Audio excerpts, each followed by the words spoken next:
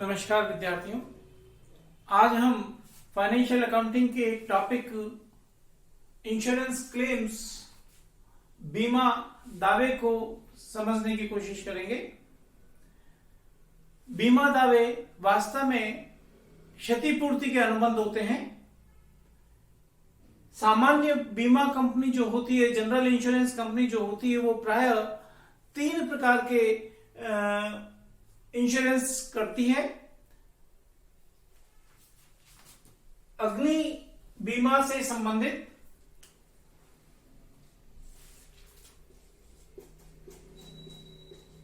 Fire insurance करती है, समुद्री बीमा करती है और दुर्घटना बीमा करती है। जो जनरल इंश्योरेंस कंपनी है वो प्रायः 3 प्रकार के इंश्योरेंस करती है, जिसमें आग से क्षति अगर होती है तो निश्चित बीमित का बीमाहित होने पर क्षतिपूर्ति बीमा कंपनी के द्वारा जिस व्यवसाय या व्यक्ति को हानि हुई है उसको प्रदान की जाती है। ऐसे ही समुद्री बीमा और दुर्घटना बीमा, जो हानि होती है बीमित का बीमाहित उसमें निहित होने पर क्षति की पूर्ति इंश्योरेंस कंपनी के द्वारा की जाती है। आज हम जो हमारे कोर्स से संबंधित बात है उसको अगर अपन देखें तो अग्नि बीमा को समझने का प्रयास करते हैं। फायर इंश्योरेंस, अग्नि बीमा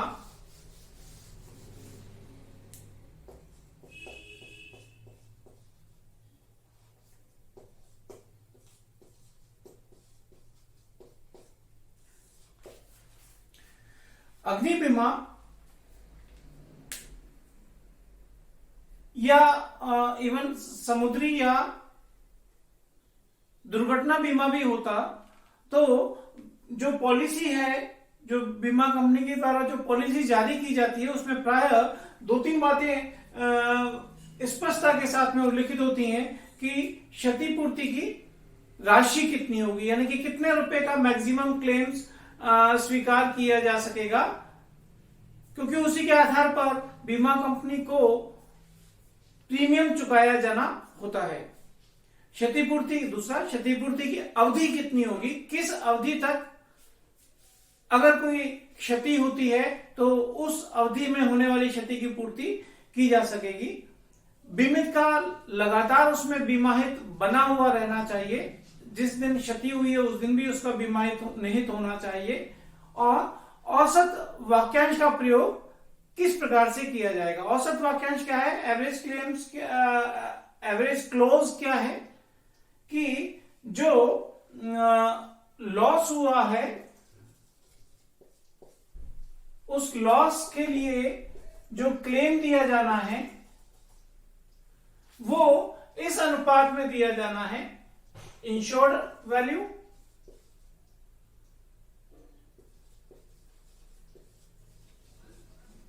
एंड इंश्योरेबल वैल्यू।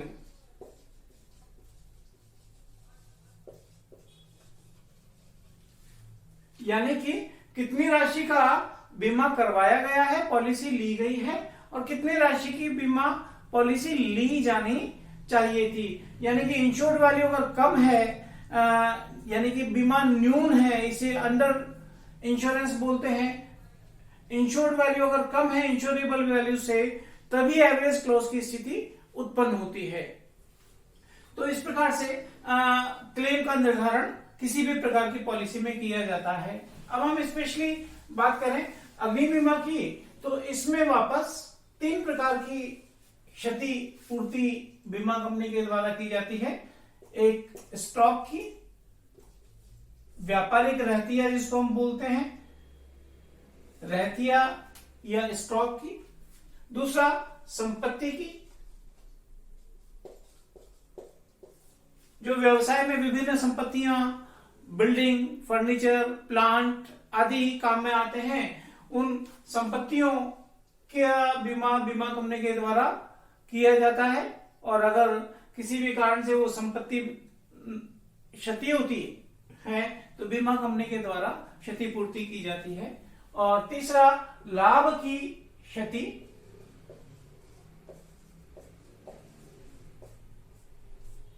लाभ की क्षति या परिणामी हानि, दोनों बातें इसको बोलते हैं कि व्यवसाय में आग लग जाने के कारण व्यवसाय इंटरप्टेड रहा, अव्यवस्थित रहा, उसके कारण से वो नियमित व्यवसाय नहीं कर पाने के कारण उसको लाभ की जो हानि हो रही है उसकी पूर्ति भी बीमा कंपनी के द्वारा की जाती है। तो 3 प्रकार के अग्नि बीमा की स्थिति होती है, तीनों ही हम देखेंगे। और आज हम कोशिश करेंगे कि स्टॉक से संबंधित जो अग्नि बीमा है उसको समझ लें अच्छे से कि कैसे इसकी राशि की गणना की जाती है। स्टॉक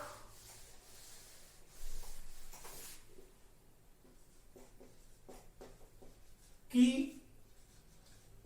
क्षति, इसकी पूर्ति कैसे बीमा कंपनी के द्वारा की जाती है और किस प्रकार से राशियों की विभिन्न गणना करनी पड़ेगी, वो हम समझने का प्रयास करते हैं।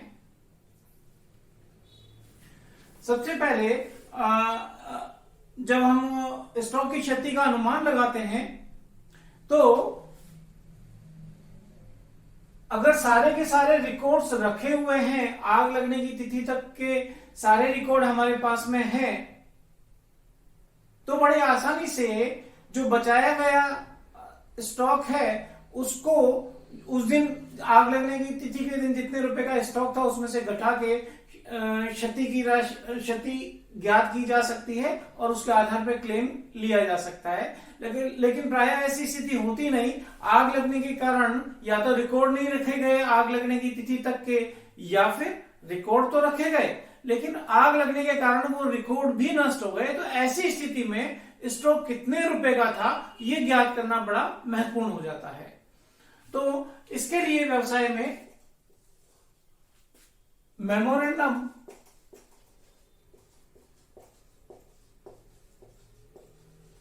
ट्रेडिंग अकाउंट बनाया जाता है।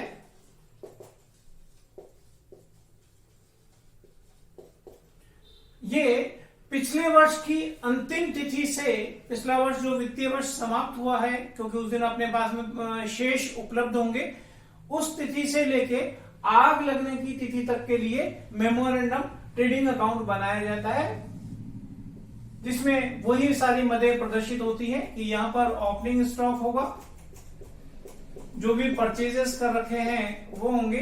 अगर वेजेज की स्थिति प्रश्न में है तो टू वेजेज आप यहां पर देखेंगे। आग लगने की तिथि तक की जो बिक्री है वो यहां पर प्रदर्शित हो जाएगी। और फिर यहां पर आप एक महत्वपूर्ण चीज देख रहे हैं यहां पर कि टू ग्रॉस प्रॉफिट। प्रायः तो ग्रॉस प्रॉफिट हम स्टॉक यहां पर लिखने के उपरांत बैलेंस शीट फिगर के रूप में ज्ञात करते हैं, लेकिन जब हम मेमोरेंडम ट्रेडिंग अकाउंट बना रहे होते हैं तो ग्रॉस प्रॉफिट की जो रेट है उस रेट को इस सेल्स के वैल्यू के ऊपर अप्लाई करके जीपी पहले लिखा जाता है, फिर टोटल करके क्लोजिंग स्टॉक जो है वो बैलेंसिंग फिगर के रूप में ज्ञात कर लिया जाता है कि आग लगने की तिथि को इतने रुपए का क्लोजिंग स्टॉक था। इसमें से साल्वेज वैल्यू को, जो बचाया गया स्टॉक है आग से जो नष्ट नहीं हुआ, जो बचा लिया गया, उस स्टॉक को घटा के कितने रुपए की स्टॉक की क्षति हुई है वो ज्ञात किया जा सकता है। अब बात यह है कि ग्रॉस प्रॉफिट कैसे ज्ञात किया जाए।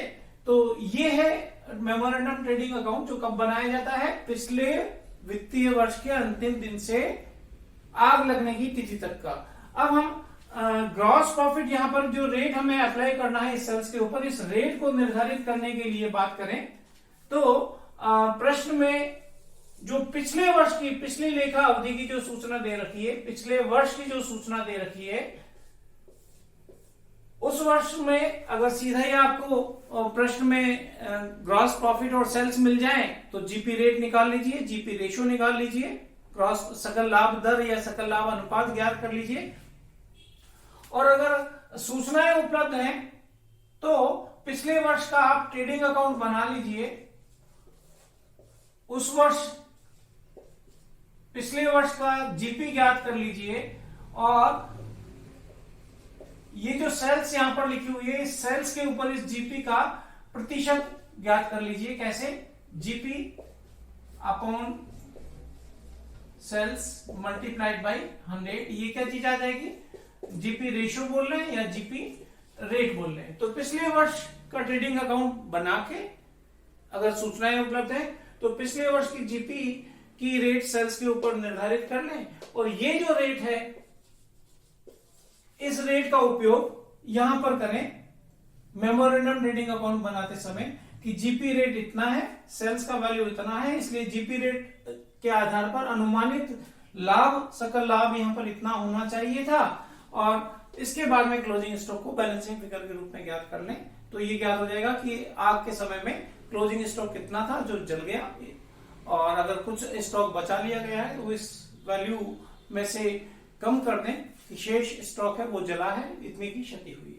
अब वापस हम बात करें इसकी कि पिछले वर्ष की जीपी रेट हम अगर प्रश्न में सूचनाएं हैं तो इसका हम उपयोग करें। अब ये मान लें कि अगर पिछले कई वर्षों का जीपी रेट अपने को अवेलेबल है या जीपी रेशियो अपने को अवेलेबल है तो फिर ध्यान रखें कि अगर उन जीपी रेट्स जो प्रश्न में उपलब्ध हैं या हम ज्ञात कर पाए पिछले वर्षों के ट्रेडिंग अकाउंट बनाकर विभिन्न प्रकार के, उनमें कोई एक निश्चित प्रवृत्ति अगर ना हो, लगातार बढ़ नहीं रही हो जीपी रेट या लगातार कम नहीं हो रही हो, ऐसी स्थिति में तो आप क्या करें, उन सारी जो जीपी रेट्स हैं उनका आप क्या करें, एवरेज जीपी रेट ज्ञात कर लें।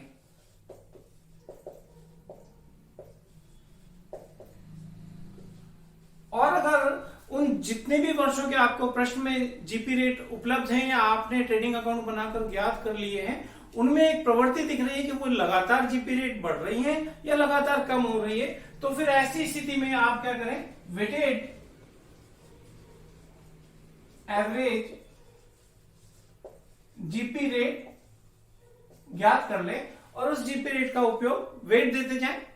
1, 2, 3, 4, 5 हमारे पास वाला जो वर्ष है, सबसे नियरेस्ट वर्ष है, इससे ठीक पहले वाला जो वर्ष है उसको सबसे हाईएस्ट यानी कि 5 वेटेड दीजिए अगर 5 वर्षों के हैं तो, और उससे पहले वाले को 4, उससे पहले वाले वर्ष की जीपी रेट को 3, उससे पहले वाले को 2, उससे पहले वाले को 1। इस प्रकार से वेट देके जीपी से मल्टीप्लाई कीजिए और उसमें भार के योग का भाग दे दीजिए तो वेटेड एवरेज जीपी रेट अपने पास में आ जाएगा। तो जीपी रेट का उपयोग करें तो इस रेट का उपयोग करें।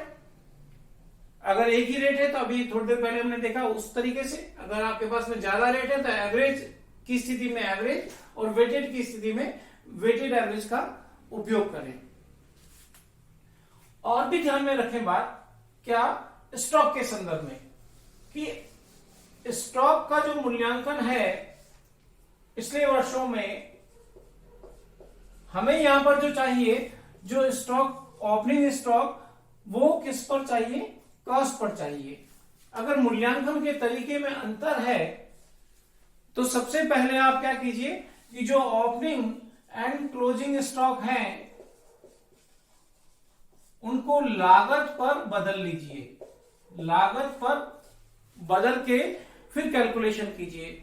मान लें कि अपने को ये कह रखा है कि बाजार मूल्य पर किया जाता है, बाजार मूल्य लागत से 10% ज्यादा है, तो लेखों में क्या लिखा हुआ है, 110% के रूप में लिखा हुआ है क्योंकि बाजार मूल्य प्रदर्शित है। और लेखों में अगर स्टॉक की वैल्यू चाहे ओपनिंग चाहे क्लोजिंग, अगर स्टॉक की वैल्यू मान लेते हैं कि 11,000 रुपया है तो लागत पे कैसे बदलेंगे, इस 11,000 रुपए में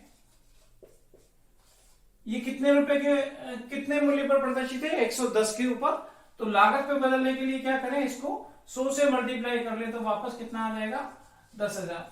तो लागत ये आ गई।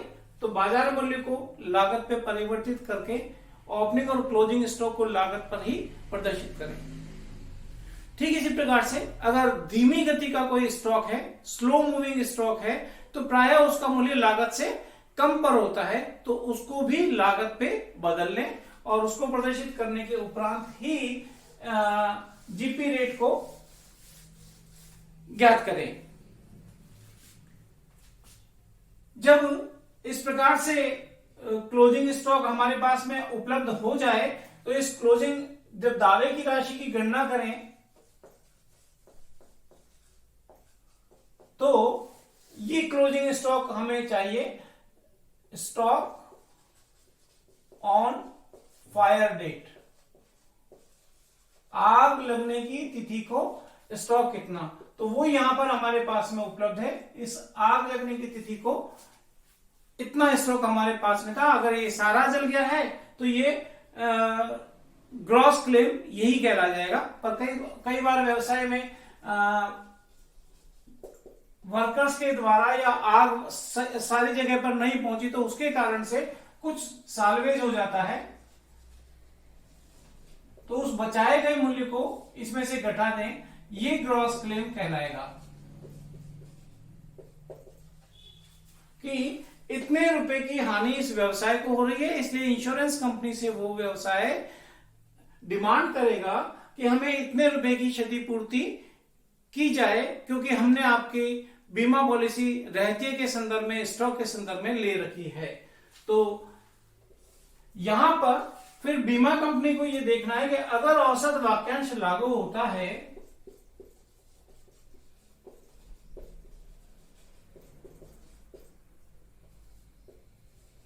अगर औसत वाक्यांश एवरेज क्लोज लागू होता है तो फिर बीमा कंपनी ये देखेगी कि क्या बीमित ने उतनी राशि का बीमा करवा रखा है जितनी राशि का बीमा उसके द्वारा करवाया जाना चाहिए, यानी कि इंश्योर्ड वैल्यू की तुलना करके देखेगी बीमा कंपनी इंश्योरेबल वैल्यू से कि क्या इंश्योर्ड अमाउंट इंश्योरेबल अमाउंट से कम तो नहीं है, अंडर इंश्योरेंस तो नहीं है, और अगर ऐसा है तो औसत वाक्यांश के अनुसार उसकी दावे की राशि को इस दावे की राशि को समायोजित किया जाएगा। कैसे किया जाएगा कि जो ये स्टॉक ऑन फायर डेट है ये उसके लिए इंश्योरेबल वैल्यू हो गया कि इतने रुपए का पॉलिसी तो उस व्यवसाय के पास में होनी चाहिए थी।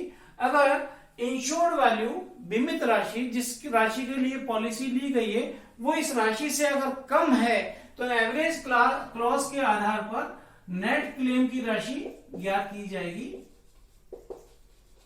नेट क्लेम कैसे निकलेगा कि ये जो लॉस हुआ है जिसको अपन ग्रॉस क्लेम कह रहे हैं इसको अनुपातिक कर दिया जाएगा किससे, बीमित राशि यानी कि इंश्योर्ड वैल्यूज और बीमा योग्य राशि यानी कि इंश्योरेबल अमाउंट के प्रपोर्शन में, इस अनुपात में इस ग्रॉस क्लेम को कम कर दिया जाएगा और ये नेट क्लेम है जिसकी पूर्ति इंश्योरेंस कंपनी के द्वारा उस व्यवसाय को कर दी जाएगी, उसको ये राशि चुका दी जाएगी। तो जिस व्यवसाय को आग लगी है चूंकि उसने पॉलिसी ले रखी है वो वार्षिक रूप से या तिमाही रूप से या छमाही रूप से जैसे भी उस बीमा पॉलिसी में क्लॉज है उसके अनुसार अगर वो नियमित रूप से उसका प्रीमियम चुका रहा है तो ऐसी क्षति स्टॉक की क्षति आग के कारण होने पर इस तरीके से कैलकुलेशन की जाएगी और साल्वेज वैल्यू है घटा के उसके जो सकल दावे है उसको औसत वाक्यांश लागू होने पर इंश्योर्ड और इंश्योरेबल अमाउंट के अनुपात में दावे को संशोधित कर लिया जाएगा और इतनी राशि का क्लेम इंश्योरेंस कंपनी के द्वारा बिजनेस को चुका दिया जाएगा। तो इस प्रकार से हम गणना करते हैं अग्नि से अगर स्टॉक यानी कि क्लोजिंग स्टॉक यानी कि रहतिये व्यापारिक रहतिये की अगर कोई हानि होती है तो इस प्रोसेस को अपना के दावे की राशि की गणना की जाती है। धन्यवाद।